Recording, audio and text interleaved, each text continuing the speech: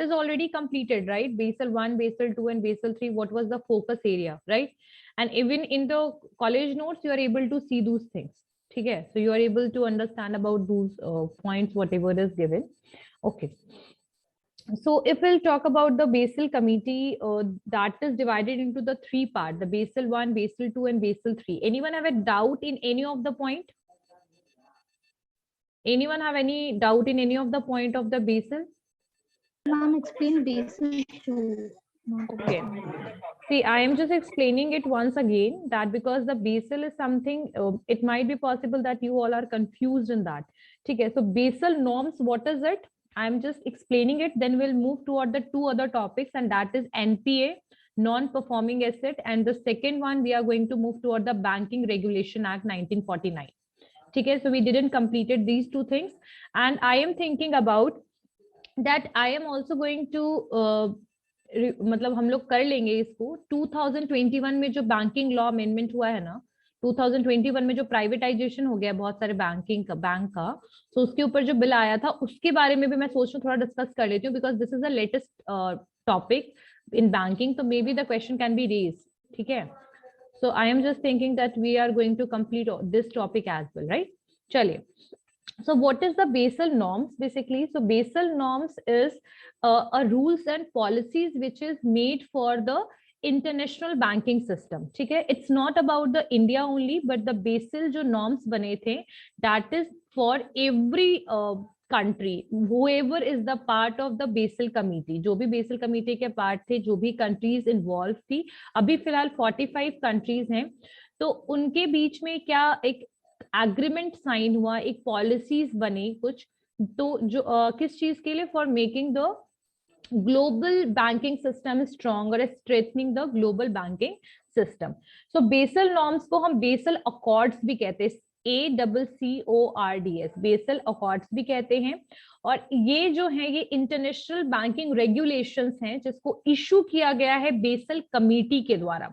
Basal committee on banking supervision यानी BCBS जो था, that was established, and that is established for what? For making the international banking regulation, and Basel norms जो हैं that is the output of that committee. तो basal जो norms बने हैं वो एक तरीके से इस इंटरनेशनल जो कमिटी जो सेटअप हुआ था उसका ये आउटपुट है, एक सॉल्यूशन है कि हम कैसे अपनी इंटरनेशनल ट्रांजैक्शंस को, इंटरनेशनल आपके बैंकिंग सिस्टम को कंट्रोल कर सकते हैं, सुपरवाइज कर सकते हैं, सिक्योर कर सकते हैं. तो इसके लिए बेसल कमेटी जो था that was established. So I guess this point is clear to all of you why the Basel committee was established. Clear है सबको? Yes ma'am. Okay okay. So let me tell you one more thing कि आप लोगों ने why it is required. It is a effort of coordinating the banking regulation across the globe with the goal of strengthening the international banking system. Rajvi, are you there? Rajvi? Yes, ma'am. तुम class. Next one is, आगे लिखिए क्या चीज है basically basal committee. Basal committee ने बहुत सारे agreement, set of agreement को यहाँ पर बेसिकली एग्रीमेंट थे, सेट्स ऑफ एग्रीमेंट हुए बेसल कमेटी में, और इसका फोकस था रिस्क जो रिलेटेड है बैंकिंग से, उसको उस पे फोकस करना, the risk related with the bank. So they basically focuses on the financial system, which I already told you that they basically focused on the security पे उन्होंने फोकस किया था. They focused on the financial system, they focused on the transaction system. तो इन सब चीजों के लिए basal committee जो था that was established. Okay, so basal committee जो था that is based, basal committee जो था बैंकिंग सुपरविजन का ये क्या है? सो बेसल कमेटी एक तरीके से एस्टैब्लिश किया गया था. कब इसको एस्टैब्लिश किया गया था? It was established in the 1974. तो 1974 में इसको एस्टैब्लिश किया गया, जहां पर सेंट्रल बैंक के 10 सेंट्रल बैंक के गवर्नर्स जो थे उन्होंने आपस में मिलकर इसको एस्टैब्लिश किया था. 10 governors of the central bank. Central bank यानी हर कंट्री का जो भी सेंट्रल बैंक है, जैसे हमारे इंडिया का RBI है, तो वो सारे लोगों ने मिलकर, वो 10 गवर्नर्स ने मिलकर के इसको एस्टैब्लिश किया. और ये जो कमेटी थी ये बाद में एक्सपैंड कर गया, ये मेंबर्स अब इसके बहुत ज्यादा है, 45 मेंबर्स हैं. So earlier there were only 10 members. It's about 1974, in 2009 and then again 2009-2014 तक 2 बार और भी इसको एक्सपैंड किया गया, यानी number of the people are now expanded in the Basel committee. Now there are 45 members. तो मैंने आपको पहले बताया 45 मेंबर्स हैं. और यहाँ पर जो आपका इसका ऑब्जेक्टिव वही क्या था, improve the quality of the banking supervision world wide. तो this is the objective of it. Why these norms, ये नॉर्म्स क्यों जरूरी हैं, वाई दीज पॉलिसीज और protocols are required for the international transaction of banking.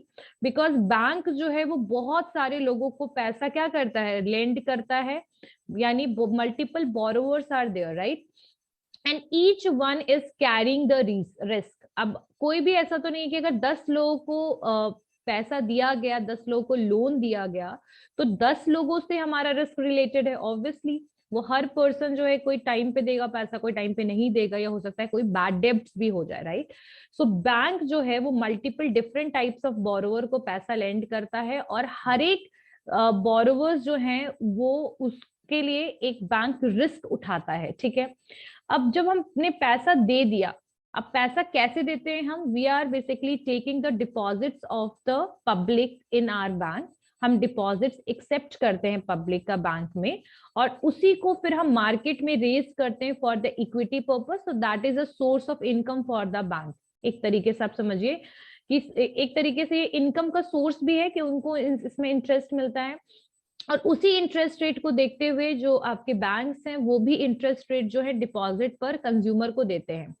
अब यही जो पैसा है इसको बैंक लोन देने के लिए भी यूटिलाइज करता है, यानी यूज करता है. और क्यों यूज करता है लोन देने के लिए, क्योंकि लोन के थ्रू इनको उस पर इंटरेस्ट मिलता है, और इंटरेस्ट जो है ये बैंक के लिए क्या है, एक तरीके का प्रॉफिटेबल या फिर सोर्स ऑफ इनकम है. ये भी आपका जो आपने लोन दिया, ठीक है, अगर आपने लोन दिया, बैंक लोन देता है 12% पे, और जो डिपॉजिट है उस पे वो पैसा देता है 4%. तो सोचिए वो जो 8% है ना, वो इनका सोर्स ऑफ इनकम है, इनका ये प्रॉफिट है. आ रही बात समझ में. सो ये जो बैंक है ये बहुत सारे रिस्क से घिरे होते हैं, क्योंकि यहाँ सारे ट्रांजेक्शन सिर्फ और सिर्फ पैसा और मनी रिलेटेड है. तो कई बार ये चीज, अगर आप कभी इंटरनेशनल ट्रांजेक्शन करते हैं, आजकल तो आपको पता है there are multiple mediators through which we are paying, right. So bank को कहीं ना कहीं एक सिक्योरिटी मेंटेन करना, आप लोग देख ही रहे हो साइबर सिक्योरिटी कितना ज्यादा स्ट्रांग हो चुका है. That is for maintaining the privacy if we are doing any payment. As well as जो बैंक है अगर कोई भी लोन वगैरह भी देता है तो वो क्या करता है, दे आर टेकिंग कोलेट्रल, कि नॉन रिकवरी के केस में वो कोलेट्रल को यूटिलाइज करे for getting the payment, right. So basal committee जो है ये इन्हीं सारे रिस्क को टैकल करने के लिए बनाया गया, बेसल कमेटी को स्टैब्लिश किया गया. So I guess this point is clear to all of you. Next one is why the name Basel. नाम क्यों Basel है? Because the Basel is a city in the Switzerland. Switzerland में एक city है basal, and जो headquarter है वहां पर, हेडक्वार्टर बेसल स्विट्जरलैंड में हेडक्वार्टर है BIS का. BIS क्या है, ब्यूरो ऑफ इंटरनेशनल सेटलमेंट. और BIS जो है इसी के अंडर जो है बेसल कमेटी को स्टैब्लिश किया गया था, ठीक है. तो ये जो BIS है इसका काम वही है, कोऑपरेट करना सेंट्रल बैंक्स में, कॉमन गोल वही फाइनेंशियल स्टैबिलिटी है. और बेसल जो है, बेसल जो आपका ये BIS है, it was establish in 1930. Confuse मत हो जाना, basal committee is basically establish under BIS, ठीक है. सो BIS establish in 1930 and basal committee establish in 1974. तो कंफ्यूजन मत रखना. और जो बेसल कमेटी है आपके banking supervision, basal committee on banking supervision जो है, it was housed by the BIS office, मतलब BIS ऑफिस में ही कमेटी बैठा था. That's why this is the we named it as a Basel committee. Okay, what are these norms which I told you? Basel 1. प्रिया कौन से वाले में doubt था? Second one. Okay. Okay. So the Basel 1 जो था, it was introduced in 1988. इसको कब introduce किया Basel 1 को? 1980. Very good. And what it focused on? It focused entirely on the credit risk. Credit risk मतलब जो लोन से रिलेटेड रिस्क होता है, ठीक है.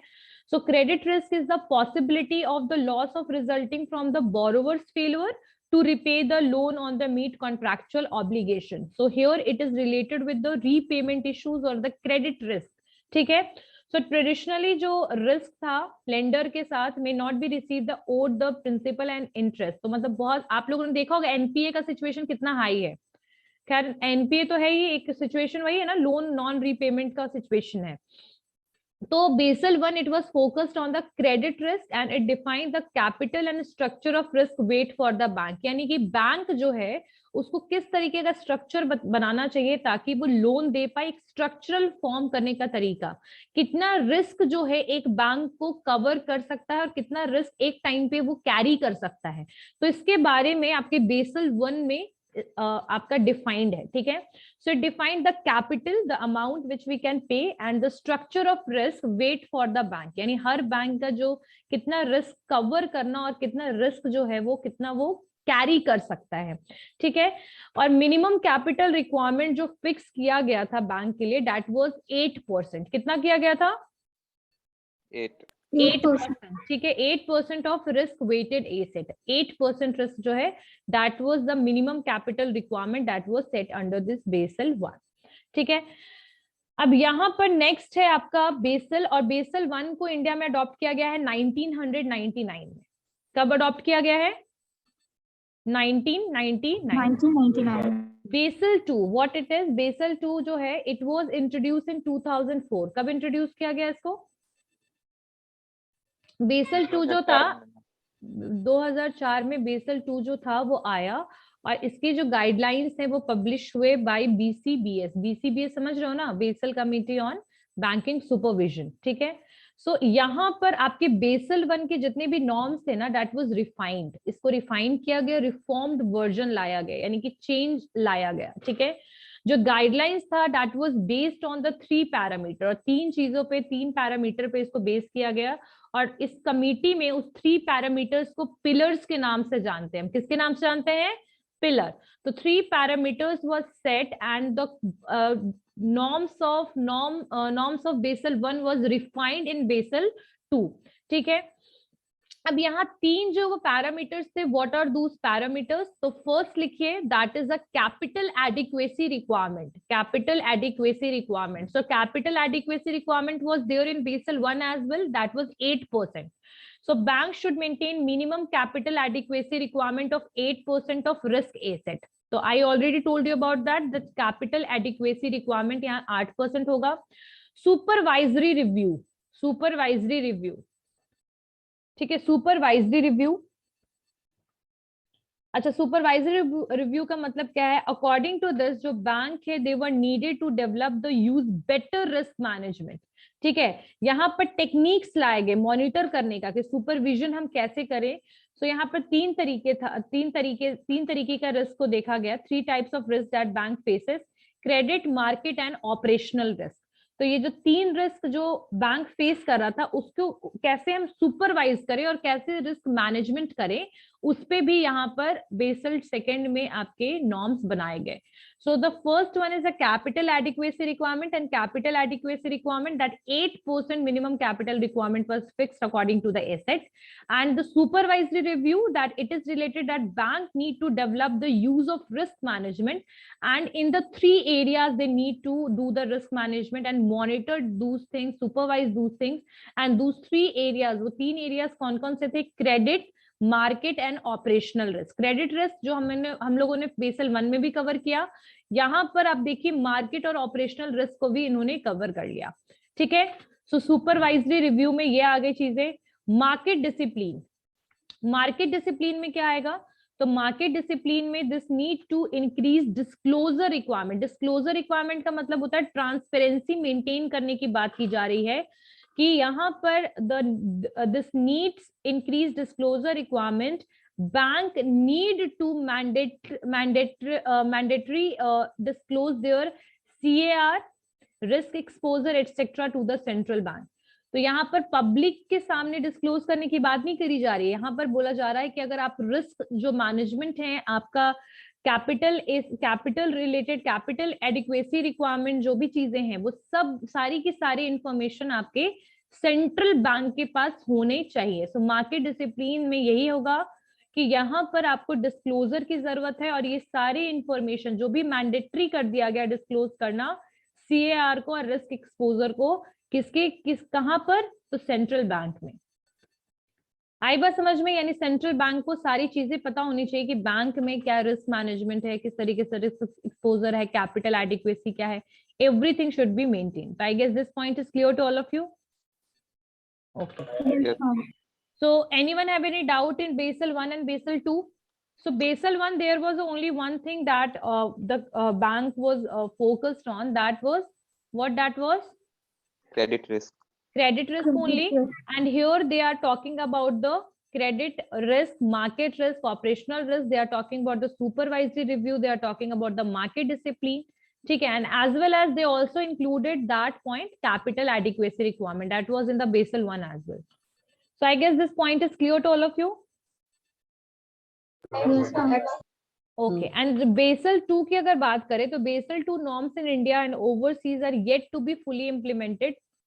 Now India follows these norms. मतलब India norms follow करता है, लेकिन Basel के हिसाब से अभी भी properly ये implement India में नहीं हुआ है. Clear हो गई बात? But Basel 1 that was introduced already in 1999. Clear? Abhijit, what happened? I'm clear. Clear? Okay. Let's move toward Basel 3. Basel 3. So in 2010, Basel third guidelines were released. In 2004, Basel 2 guidelines was released. In Basel 3 was released in 2010. And what these guidelines are? So these guidelines were introduced related with the response to the financial crisis of 2008. तो 2008 में तुम लोगों को मैं बता दूं एक financial crisis आया था, that was not in India but that was the global crisis था वो, ठीक है। उस समय जो आईटी सेक्टर था ना वो प्रॉपर्ली क्रैश कर चुका था। आपको मैं बता दूं कि आईटी सेक्टर जो था दैट वाज प्रॉपर्ली क्रैश्ड, वो प्रॉपर्ली क्रैश हो गया था। बहुत सारे कंट्री, बहुत सारे, ये एक कंट्री का नहीं प्रॉब्लम था, this was the international global, मतलब पूरा ग्लोबल क्राइसिस था। तो ये बेसल थर्ड को लाने का रीजन था कि एक तरीके का ये रिस्पॉन्स था फाइनेंशियल क्राइसिस जो 2008 में आया, उसके लिए इसको लाया गया, ठीक है। तो यहाँ पर ये चीज माना गया, यानी कमिटी में जो गवर्नेंस थे उन्होंने ये चीज को समझा कि like we need to further strengthen the system of the bank, यानी बैंक के सिस्टम को हमें और भी ज्यादा स्ट्रॉन्ग करना चाहिए, ठीक है। So a need was felled to further strengthen the system as bank in developed economies were under capitalize, मतलब अंडर कैपिटलाइज्ड हो गए बहुत सारे, कुछ ओवर लिवरेज्ड हैं, फिर बहुत ज्यादा आपका शॉर्ट टर्म फंडिंग में बहुत ज्यादा रिलायंस मतलब बेस्ड है। तो इसी वजह से they understand that we need to make the banking system more stronger. That's why Basel third was introduced, ठीक है। It was felt, यहाँ पर देखा गया, it was felt that the quantity और जो क्वालिटी है आपके कैपिटल का under Basel 2 were deemed insufficient, ठीक है। Basel 1 और Basel 2 के अंडर में जो हमने कैपिटल रिक्वायरमेंट बताया था that was बहुत ही ज्यादा, वो क्या था, insufficient था, ठीक है। ये जो गाइडलाइंस था, मतलब बेसल थर्ड का जो गाइडलाइंस था, they aim to promote a more resilient, बोल सकते हैं resilient banking system by focusing on 4 banking parameter, 4 vital banking parameter. तो 4 चीजों पे यहाँ फोकस करने की बात की गई है, कैपिटल पे, लिवरेज पे, फंडिंग पे और लिक्विडिटी पे। आई गेस बेसल थर्ड नहीं हुआ था ना लास्ट क्लास में? Okay, No, ma'am. So the guidelines जो था यहाँ पर 4 चीजों की यहाँ पर बात की गई है। क्या क्या चीजें हैं? Capital, leverage, funding and liquidity. तो इससे पहले वाले में 3 था, उससे पहले वाले में सिर्फ 1 था। Capital adequacy was only there in the Basel 1। Basel 2 में what we included the operational capital requirement, operational and market जो रिस्क था वो हम लोगों ने इंक्लूड कर लिया। सुपरवाइजरी कमिटी हम लोगों ने वहां पर स्टैब्लिश किया, और as well as we are worked on the market discipline like disclosure of the CAR in the risk exposure in front of whom? In front of central bank, right? Here they are talking about the 4 parameters. So what they included, the first capital हर एक में है, leverage, funding and liquidity. So they are talking about the 4 system of the banking, ठीक है। तो 4 parameter पे they started focusing, ठीक है। what 4 things they started focusing? CLFL, ठीक है, ठीक है। CFL भी याद करिएगा, CFL स्क्वायर तो याद रहेगा। CFL मतलब capital, funding, leverage and liquidity. So first thing, capital. On capital what they focus is, so in capital होगा आपका जो कैपिटल एडिक्वेसी रेशियो था ये मेंटेन कर दिया गया 8% से, मतलब बेसल 1 और बेसल 2 में 8% था, लेकिन यहाँ पर 12.9% हो गया। कितना परसेंट हो गया? 12.9%। क्लियर? ठीक है। नेक्स्ट में था कि जो मिनिमम टियर था 1 capital ratio and the minimum tier 2 capital ratio have to maintain at 10.5% and 2% of risk weighted asset. तो इसको ना दो पार्ट में एक तरीके से इन्होंने डिवाइड कर दिया। कैसे डिवाइड किया इन्होंने? 2 पार्ट में, कि जो मिनिमम टियर होना चाहिए कैपिटल रेशियो का आपका वो होगा एंड जो मिनिमम टियर आपके सेकंड, मतलब 2 पार्ट में इसको डिवाइड कर दिया। देखो मैं व्हाइट बोर्ड शेयर कर रही हूँ। पहले वाले में जो मिनिमम आपका मिनिमम जो आपका रहेगा कैपिटल रेशियो टियर 1 में वो होगा 10.5%, और आपका मिनिमम जो कैपिटल होगा टियर 2 में वो होगा 2.2%। ठीक है, तो इस तरीके से टियर 1 टियर 2 में इन्होंने कैपिटल जो था एडिक्वेसी रेशियो को मेंटेन किया, और इन्होंने 12.9 पे उसको मेंटेन किया। खैर यहाँ पर तो 12.5 ही आ रहा है ऐड करने पे, लेकिन लगभग 12.9% इन्होंने एडिक्वेसी मेंटेन करने की बात की। और इसके अलावा एडिशन में बैंक जो है उसको कुछ कैपिटल कंजर्वेशन करना पड़ेगा, बफर सिस्टम, मतलब एक एडिशनल एक्स्ट्रा। ठीक है, 2.5%। ठीक है, तो काउंटर साइक्लिकल बफर मतलब इनको एक तरीके से एज अ अल्टरनेटिव और एज अ सेफ साइड इनको लगभग 2.5% और भी कैपिटल मेंटेन करना ही पड़ेगा। सो ये आपका फर्स्ट थिंग था capital, that was in Basel third. Capital में द कैपिटल एडिक्वेसी रेशियो जो था दैट वाज मेंटेन इन 12.9%, और जो मिनिमम टियर 1 में था हम टियर 1 में 10.5% रहेगा, टियर 2 में 2% रहेगा। ठीक है, और एडिशन में बैंक को मेंटेन करना पड़ेगा एक cyclical capital for cyclical buffer, and that is 0 से लेके 2.5% तक मेंटेन करना ही पड़ेगा। ठीक है, मतलब एक तरीके से 2.5% था। Capital conservation buffer 2.5%, counter cyclical buffer 0 से 0.25%। रहने दो, बस इतना लिखो, 2.5% मेंटेन करना पड़ेगा। लिवरेज जो था, लिवरेज रेट क्या होगा? लिवरेज रेट क्या था? लिवरेज रेट जो था दैट वाज एटलीस्ट 3%। कितना लिवरेज रेट रहेगा?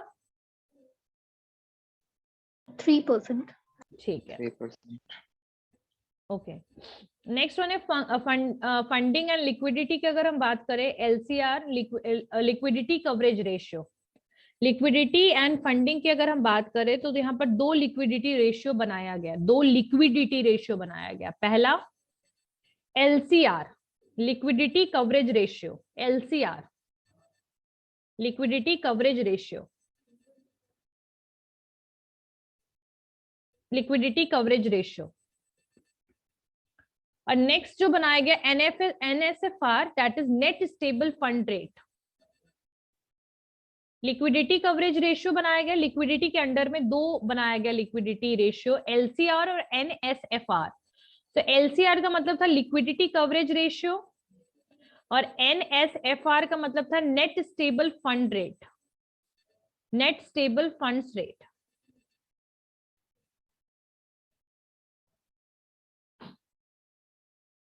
ठीक है, सो LCR क्या है? What is LCR?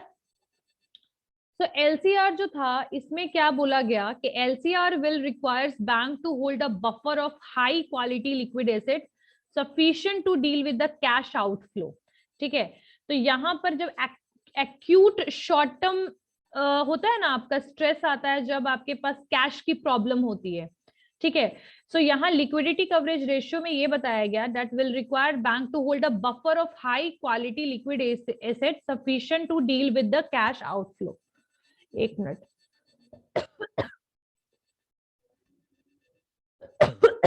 is clear to all of you that in liquidity coverage ratio bank को बोला गया कि आप हाई क्वालिटी लिक्विड एसेट को मेंटेन कीजिए। ठीक है, और ये तब क्योंकि कई बार शॉर्ट टर्म में एक्यूट कैश प्रॉब्लम हो सकता है, ठीक है।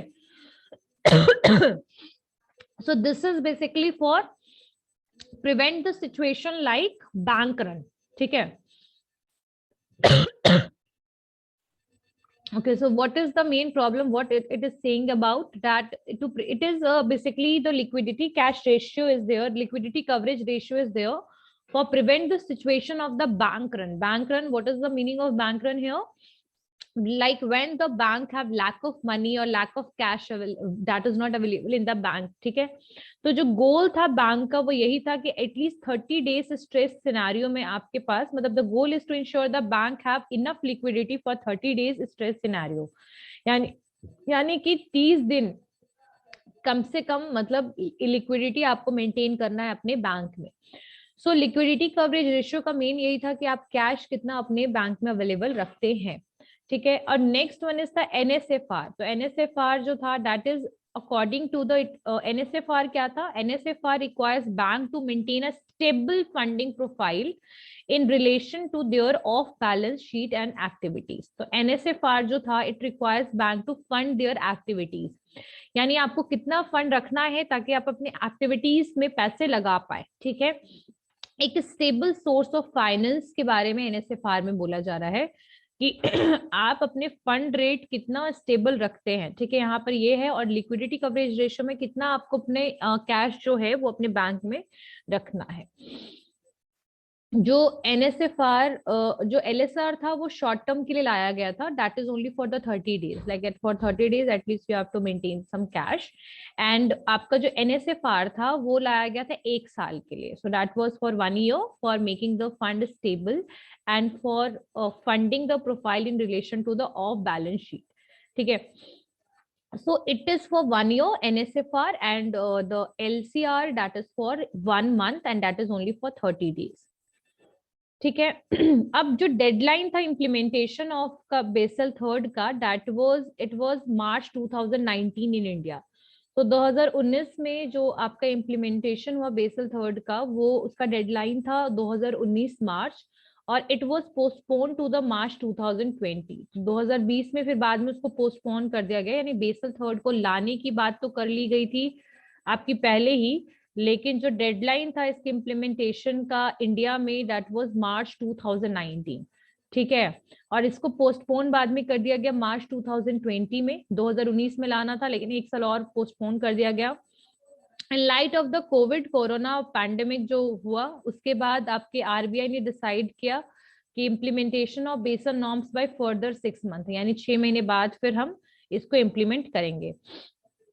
So extending more times under the Basel third means lower capital burden on the bank in terms provisioning requirement, including to the NPA. So in short, we can say that the अभी तक implementation नहीं हुआ है इसका, एक बार देखना पड़ेगा कि Basel third implement हुआ है कि नहीं, but it was basically postponed multiple times. So Basel 1, Basel 2 और Basel 3 जो है आपका Basel third में मेन 4 चीजों पे उन्होंने फोकस किया है, आपके कैपिटल पे, लिवरेज पे, फंडिंग और लिक्विडिटी पे। तो इन 4 चीजों के बारे में एक बार देख लेना। थर्ड में 4 चीज पे फोकस किस पे था ये तो क्लियर हो गया होगा आई गेस। क्लियर हो गया सबको एवरीवन? Yes, ma'am. ओके चलिए। सो अगर हम बात करें प्राइवेटाइजेशन ऑफ बैंक के बारे में तो बता दो कि गवर्नमेंट ने रिसेंटली डिसाइड किया था कि they are going to basically एक बैंकिंग लॉज अमेंडमेंट बिल आया था, it's not a act. Always remember when bill is not passed it is not act yet, ठीक है। So banking laws amendment bill एक आया था 2021 में और इसका मेन एम क्या था बता देती हूँ। The main aim to privatize 2 public sector bank, 2 public sector bank को प्राइवेटाइज करने के लिए इसको आया during the winter session of parliament. तो विंटर सेशन ऑफ पार्लियामेंट में ये बिल को पेश किया गया। बिल जब पार्लियामेंट में पेश होता है then after that when the bill is passed from the Lok Sabha and Rajya Sabha, then it is going toward the president. Once there will be the signature of president, then that bill will convert it into the act and that is going to implement in whole country. आई बात समझ में? सो इस bill को पेश किया गया आपके winter session of parliament में। अगर गवर्नमेंट ने इस बिल को in the last session government ने इस बिल को पास कर दिया, the government pass that bill and will allow the privatization of state owned, दो यहाँ पर जनरल इंश्योरेंस कंपनी जो थी उसको यहाँ पास कर दिया गया। देखिए अब इसको थोड़ा कंफ्यूजन मत रखिएगा, बता दूं कि लास्ट सेशन में इससे पहले एक लास्ट सेशन हुआ था तो गवर्नमेंट ने ऑलरेडी एक बिल पास किया था। The government passed a bill that will allow, उसने क्या अलाउ किया था कि प्राइवेटाइजेशन हम कर सकते हैं। जो state owned general insurance company थी उसका उन्होंने प्राइवेटाइजेशन की बात की, और दैट वाज किस बिल के थ्रू वो पास हुआ था? General insurance business national amendment bill 2021। ठीक है, तो जो बैंकिंग लॉ था अमेंडमेंट बिल 2021 था, इसका मेन काम क्या था? ये प्राइवेटाइज करना चाहती थी दो पब्लिक सेक्टर को, बैंक को, और बिल का एम क्या था? To amend the banking company acquisition and transfer laws of 1970 and 1980। ठीक है, तो बैंक ध्यान से सुनिएगा इसमें कि जो बैंकिंग लॉ अमेंडमेंट बिल 2021 था उसका मेन एम था अमेंड करना, अमेंड मतलब चेंज करना, बदलना, banking company acquisition and transfer law of 1970 and 1980 और बैंकिंग रेगुलेशन एक्ट 1949। किस लिए? ताकि इन दोनों को जब वो चेंज नहीं करेंगे तो ये अचीव नहीं कर पाएंगे कि ये दो PSU, public sector not PSU, public sector bank PSB को कन्वर्ट कर पाए। ठीक है, and they basically want the disinvestment of PSB. कि कब चाहते थे? यूनियन बजट 2021-22 में जो आया है उसमें वो चाहते थे। ठीक है, अब ये लॉ ने क्या किया? This law had led to nationalization of bank, so relevant provision of these law have to change to pave the way of the privatization। क्योंकि जो पब्लिक सेक्टर बैंक है वो नेशनलाइज्ड बैंक है, दो बार नेशनलाइजेशन हुआ और दोनों नेशनलाइजेशन में अगर बैंक इंक्लूडेड है तो नेशनलाइज्ड बैंक को बिना बिल के अमेंडमेंट के आप प्राइवेटाइज में कन्वर्ट नहीं कर सकते हो। इसीलिए this move will bring down the minimum government holding of PSB from 51% to 26%। और बाद में ये बिल पास हो गया और 51% से ये बिल जो है ये 51% शेयर से सिर्फ 26% शेयर गवर्नमेंट का रहा। जैसे ही आपका 51% शेयर से नीचे गवर्नमेंट ऑर्गेनाइजेशन का पास ऑन हो गया प्राइवेट को, इसका मतलब है कि वो प्राइवेट सेक्टर में कन्वर्ट हो गया। ठीक है, अब प्राइवेटाइजेशन का मतलब क्या है? प्राइवेटाइजेशन पता है क्या है? Yes, ma'am. प्राइवेटाइजेशन का मतलब होता है कि जहां पर आपका ओनरशिप, प्रॉपर्टी, बिजनेस का गवर्नमेंट का चला जाए प्राइवेट सेक्टर को, it is term to the privatization, and government cease to be the owner of that particular organization. अगर गवर्नमेंट जो है फिर उसका ओनर नहीं रह जाएगा। और प्राइवेटाइजेशन का मेन मकसद क्या है? Why privatization is considered? So privatization is considered to bring a more efficiency and objectivity in the company. See, we all knows about what is going on in the government organization. Very less government organization has a proper management system. So to increase the efficiency, and if any of the government sector is in the loss, government want to privatize it. So we already saw the case of Air India, I guess.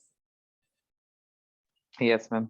So they already privatized it. Why they privatized it? Because that airline was in loss, है ना? So the main concern of the government was to increase the efficiency of that organization or company. That's why they are privatizing it. So India में privatization का जो concept था, that was even introduced when there was the concept of LPG, liberalization, privatization, globalization जब आया तभी इस concept को ले आया गया था, प्राइवेटाइजेशन के कॉन्सेप्ट को।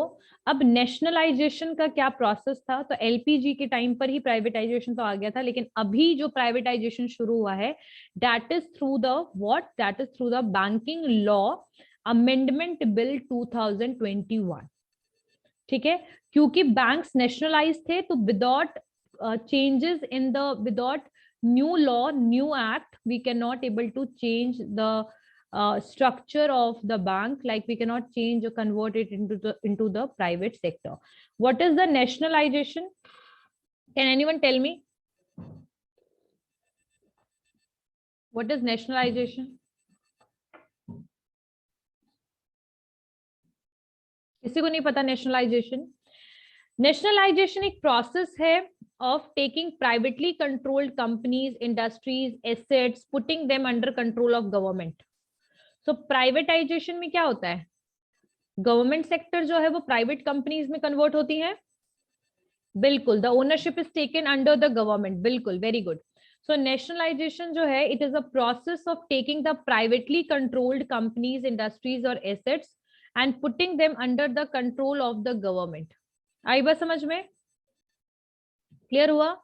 सो नेशनलाइजेशन जो है ये प्रोसेस है आपके कोई भी चीज, कोई भी एसेट जो प्राइवेट सेक्टर है that is controlled by the government, मतलब ownership that is transfer to the government and it often happen in the developing country. क्यों होता है ऐसा? Because for the nation desire, मतलब नेशनल सिक्योरिटी को देखते हुए, नेशनल पब्लिक को देखते हुए, नेशनल सिचुएशन को देखते हुए कई बार ये कंट्री जो है वो इस तरीके के स्टेप्स को लेती है।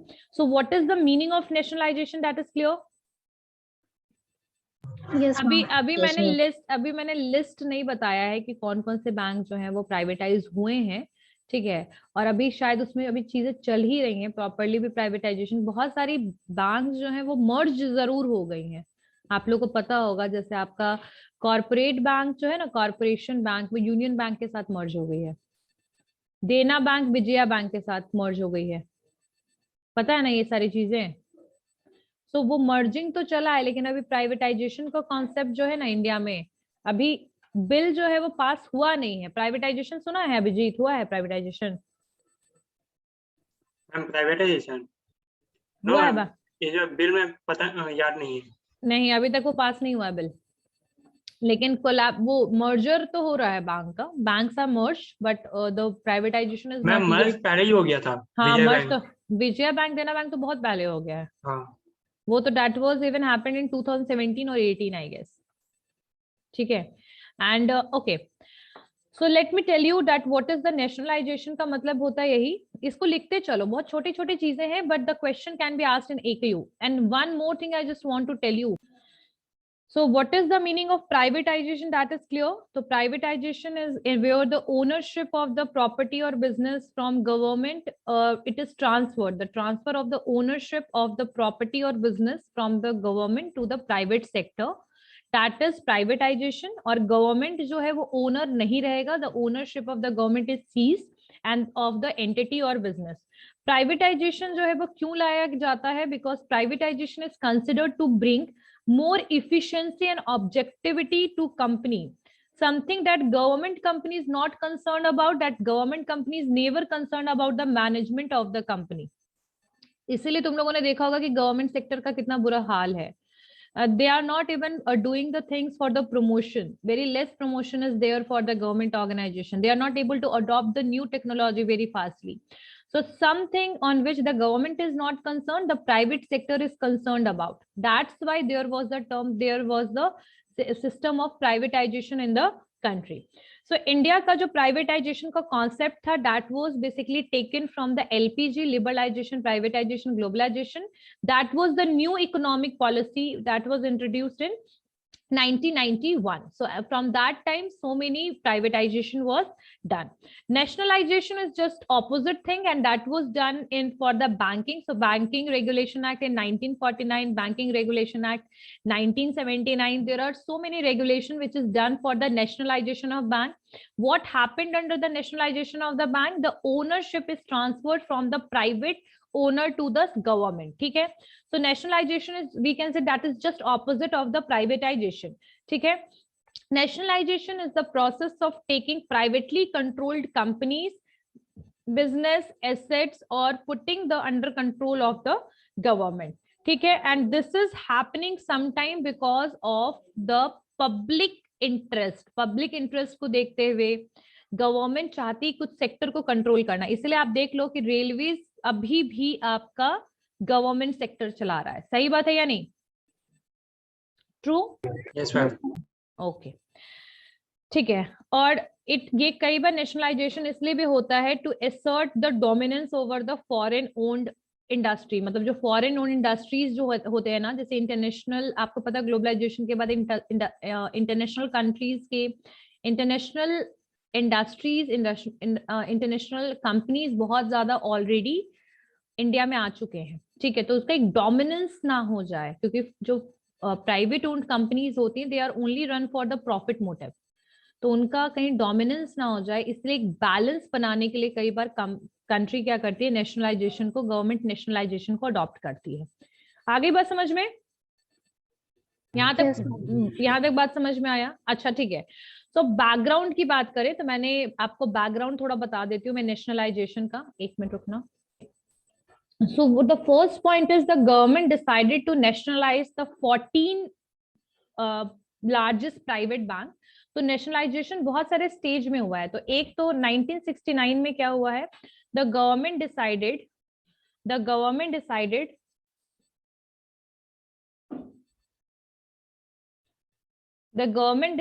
to nationalize the 14 largest private banks in 1969. तो गवर्नमेंट जो है वो डिसाइड किया, that it was decided by the government that the 14 आपके जो प्राइवेट बैंक थे उसको नेशनलाइज किया गया 1969 में, ठीक है। और जो आइडिया था was to align the banking sector with the social approach and then government, मतलब एक सोशल अप्रोच के तहत इसको 14 लार्जेस्ट प्राइवेट बैंक जो थे that was nationalise under banking regulation act 1969, and I guess I said 1979, it's not 1969. okay, जो SBI था वो नेशनलाइज खुद ब खुद हो गया, that was not nationalise under the act, but जो SBI था that was nationalise in 1955 itself. So there was not an nationalization के लिए जो आपका रेगुलेशन आया था उसके अंडर में नहीं, वो अपने आप नेशनलाइज हो गया था SBI, state bank of India, ठीक है। And the insurance sector in 1956। और बहुत सारे गवर्नमेंट, अभी various governments in last 20 years की अगर हम बात करें तो बहुत सारे अगेंस्ट थे प्राइवेटाइजेशन के। पब्लिक सेक्टर बैंक्स वो प्राइवेटाइज नहीं करना चाहते थे। इन 2015 जो था गवर्नमेंट ने सजेस्ट किया कि प्राइवेटाइजेशन करना चाहिए, और ये सजेशन किसको मिला, RBI को, because but the governor of RBI did not give favour for the privatisation. सो अभी जो करंट स्टेप है प्राइवेटाइजेशन के लिए वो that is upon the setting up the asset reconstruction company.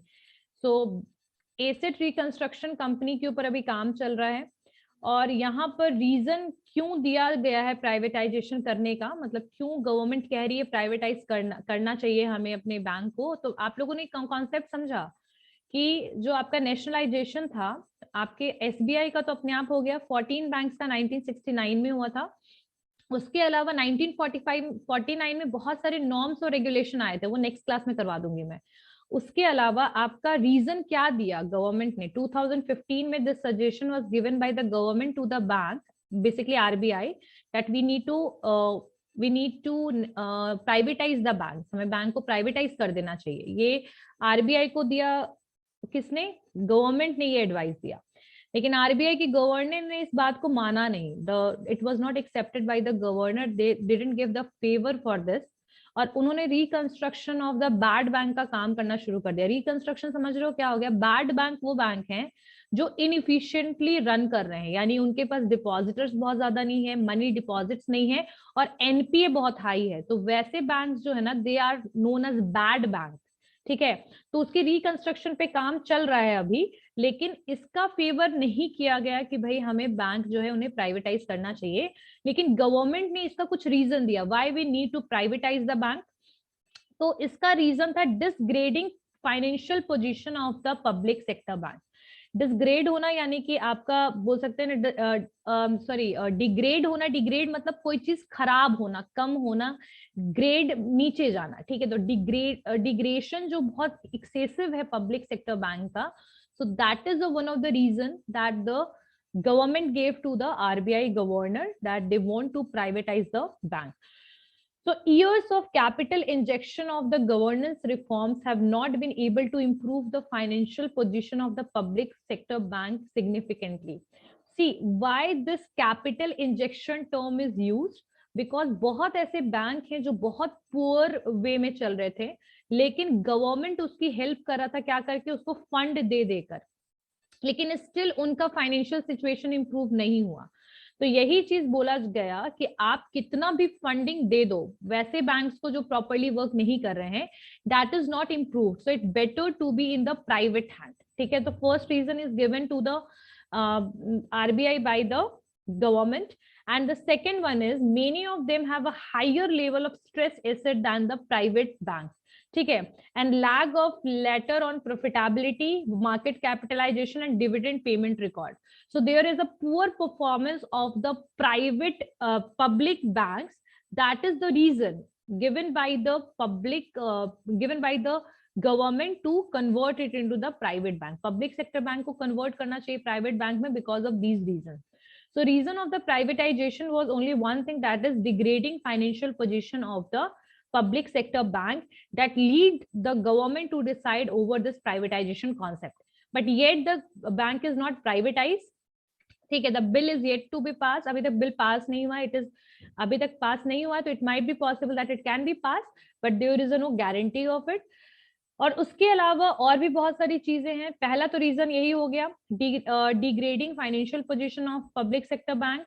Next है part of a long term project. ठीक है, part of long term project. So इसको कुछ पॉइंट लिख लीजिए, इसको नेक्स्ट क्लास में कवर कर लेंगे हम लोग. लिखिए, part of a long term project, part of a long term project. Next one is strengthening bank, strengthening bank.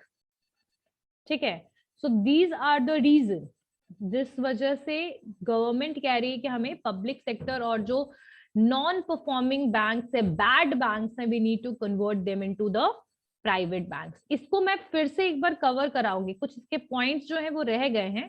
So we are going to cover those points in the next class. ठीक है, थोड़ा सा confusion कुछ है क्या, समझ में आया? नेशनलाइजेशन क्या होता है, प्राइवेटाइजेशन क्या होता है, क्लियर हुआ? Yes, ma'am. क्लियर हो गया ना? ठीक है, इसको मैं फिर से लेकिन एक बार कवर कराते हुए पूरा का पूरा टॉपिक कवर करने के बाद फिर हम लोग एनपीए करेंगे, नॉन परफॉर्मिंग एसेट्स. ठीक है, this question is even raised, I think in question paper I saw that this question was raised. So what is the meaning of NPA, we are going to do. Okay, see you all in the next class.